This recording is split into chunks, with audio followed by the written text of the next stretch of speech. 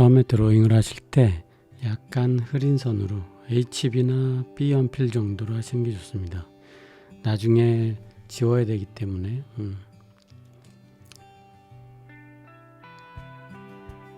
채색했을 때 잘 안 보이는 정도라고 생각하시면 좋겠습니다. 직선으로 처음에 잡는 경우도 많이 있는데 저는 약간의 곡선을 많이 씁니다. 그리고 긴 선으로 잡으시는 게 좋고 큰 형태부터 잡아야 되겠죠. 그리고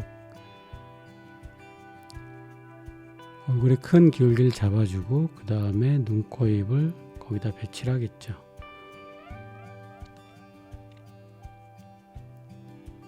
두상에서 수직으로 가운데쯤에 눈이 있다고 보시면 되겠고요. 그 위에는 눈썹이 있겠죠. 그리고 눈, 코, 입, 귀 다 마찬가지겠지만 기울기에 유의하면서 그리시는 게 좋고요. 왼쪽 눈, 오른쪽 눈 머릿속으로는 다 알고 있지만 아는 걸 토대로 해서 보이는 대로 그리시는 걸 신경 쓰시는 게 좋습니다. 긴 선 그리고 거기서 짧은 선 그런 식으로 진행하시는 게 좋고요. 두상에서 수직으로 가운데쯤에 눈이 있고 그 눈과 턱 사이 가운데쯤에 절반 지점쯤에 코가 있습니다. 그리고 그 밑에 한 3분의 1 지점에 입이 있는데 그건 개인마다 조금씩 다르겠죠. 저희가 그림을 보면서 자기가 그릴 대상에서 느껴지는 인중이 좀 짧다던가 코가 길다던가 코가 높거나 낮거나 눈의 미간 사이가 좁다거나 넓다거나 이런 거를 보면서 그 인상을 적용해서 형태를 잡으시면 좋습니다. 그리고 선을 그실 때는 이 선의 그 끝지점 어디로 갈 것인지 꼭 처음부터 끝까지 아주 길게 잡을 필요도 없고 자기가 감당이 되는 만큼만 잡아서 출발할 때 어디로 가겠다 이렇게 마음을 먹고 출발하시는 게 좋습니다. 대수름 선은 아껴 쓰시는 게 좋고요. 이 지우개도 많이 안 쓰시는 게 좋겠죠. 지우개에서 기름이 많이 나와서 나중에 방해가 될 수도 있습니다. 그리고 서로 물체의 꼭지점끼리 그 관계들을 살펴가면서 형태를 잡으시면 연필로 이렇게 대본다든지 하면 좀 많이 덜 틀리겠죠. 그 안에 있는 명암의 형태도 같이 잡습니다. 큰 것만 얼굴의 광대뼈의 위치, 어두운 흐름의 명암이라든지 그런 거를 좀 잡아놓고 하시면 좋겠죠. 주름살 같은 걸 너무 자세히 그리실 필요는 없습니다. 아주 약하게. 외곽을 그릴 때는 뒷공간의 형태도 같이 상대적으로 비교하면서 그리시면 좋겠네요. 코나 입이나 지금 오른쪽이 잘 안 보이는 상황의 앵글인데 머릿속으로 그걸 상상해서 그리시는 게 좋습니다. 그리고 큰 붓으로 지금 주조색이 약간 블루톤의 보랏기가 좀 강한 그런 색이죠. 그래서 이 공간의 색깔을 생각을 하면서 해질녘에 약간 남보랏빛에 해가 저물어가는 듯한 풍경이라든지 그 색깔을 상상하면서 그 안에 있던 어떤 물체를 그린다고 생각을 해보세요.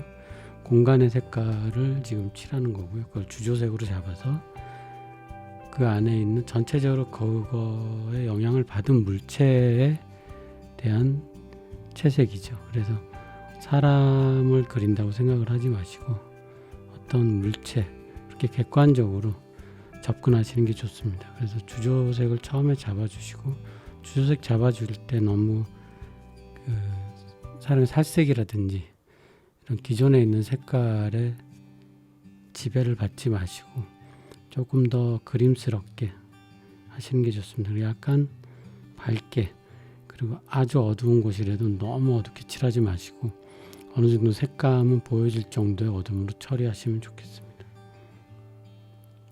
큰 붓으로 하는 게 좋겠죠.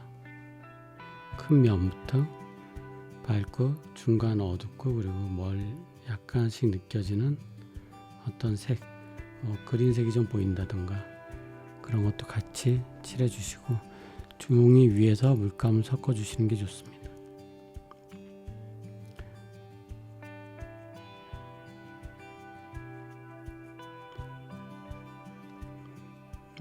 어느 정도 물감이 마르고 나서 이제 개별적으로 묘사가 들어가게 되는데, 이 면이 비슷한 명암을 갖고 있는 면부터 어디를 향하고 있느냐에 따라서 면이 비슷한 색깔을 띠게 되겠죠. 그래서 그 명암들이 서로 좀 이어지게, 지금 왼쪽 이마에서부터 밑으로 내려오는 그 명암을 처리하고 있는데, 약간 붉은 기운의 번트 시에나나 그 자줏빛 묽은 계통 정도 되겠죠. 전부 그 주조색, 그 블루톤에서 보랏빛으로 가는 어떤 그런 패턴에서 약간 붉은 기운 쪽으로 나온 색깔이라고 보시면 되겠어요. 점점 진해지게. 명암의 형태가 중요하다고 가끔 말씀을 드리는데, 이 명암의 형태도 외곽의 형태나 다른 것처럼 붓으로 칠을 할 때, 채색을 할 때 가장 중요한 건 이 명암의 정도, 그리고 명암의 형태, 그리고 어떤 명암을 제가 붓으로 터치를 했을 때 그 터치가 주변과 만드는 어떤 모양들의 관계를 신경 쓰시면서 작업을 진행하시는 게 중요합니다.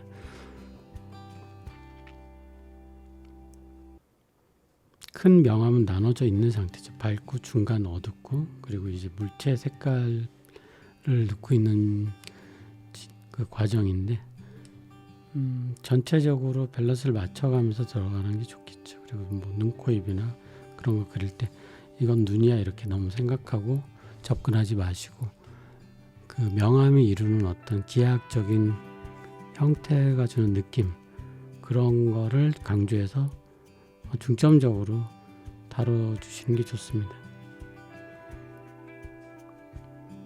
지금도 머리, 그 다음에 머리하고 지금 잠바 위에 이렇게 카라 부분을 처리하고 있는데, 서로 이렇게 나눠지는 게 아니라 서로 이어져 있고 외곽선이 공유되는 상황이죠.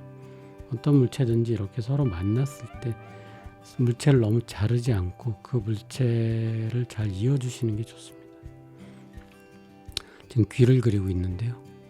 귀하고 머리에 쓴 모자하고 이제 외곽선이 또 있는데, 그런데 너무 자르지 마시고, 수채화는 이제 물을 이용해서 용해를 많이 시키고 하는데, 그 마르기 전에 약간 번지기 기법으로 외곽선을 좀 풀어주면서 하는 게 유리합니다.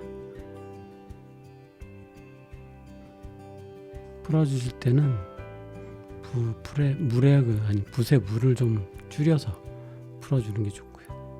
지금 제가 점을 찍거나 긴 점, 짧은 점 이런 걸 찍어서 이제 이어가는 그 머리카락을 표현하고 있는데, 머리카락을 하나씩 그리는 게 아니라 일단은 그 명암이 중요한 거죠. 전체적인.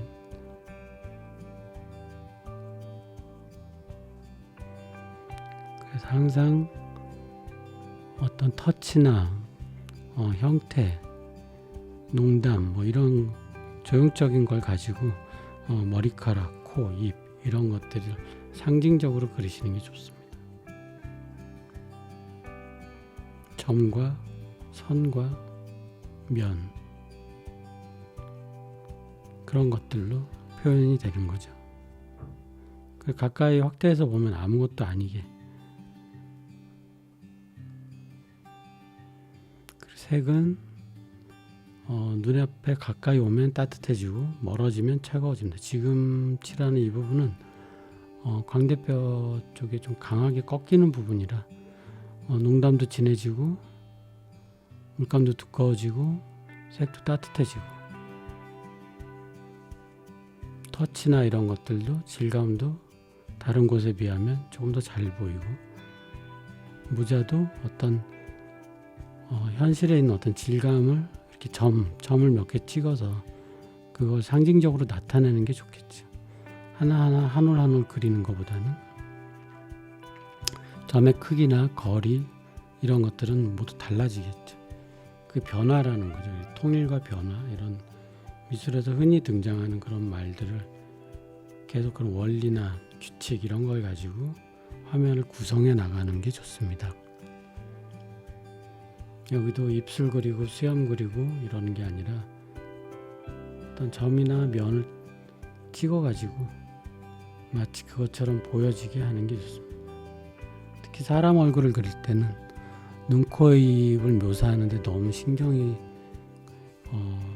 끌려다니는 그런 경향이 되게 많은데, 그거를 자기가 잘 제어를 해서 화면의 조화나 어떤 조형적인 표현, 상징적인 표현 이런 쪽으로 구성하시는 게 좋습니다.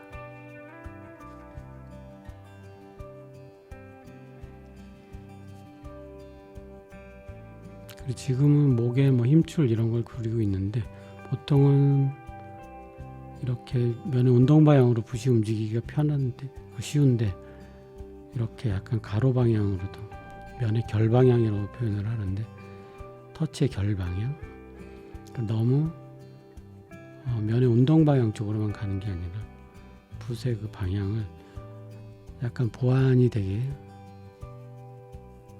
섞어주시는 게 좋습니다. 지금 비슷한 명암을 가진 부분들을 체크해서 표현하고 있는 거죠. 작은 점들이겠죠, 다.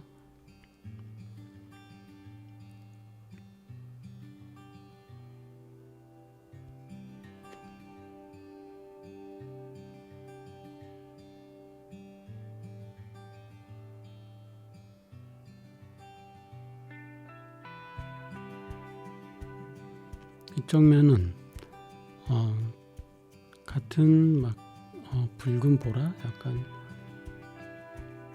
바이올렛 계통의 색깔인데, 저쪽 면으로 넘어가는, 그러니까 밝은 면으로 넘어가는 지점이기 때문에 약간 볼 부분보다는 차가운 보라색이라고 보시면 되겠습니다. 이렇게 꺾이죠, 여기서.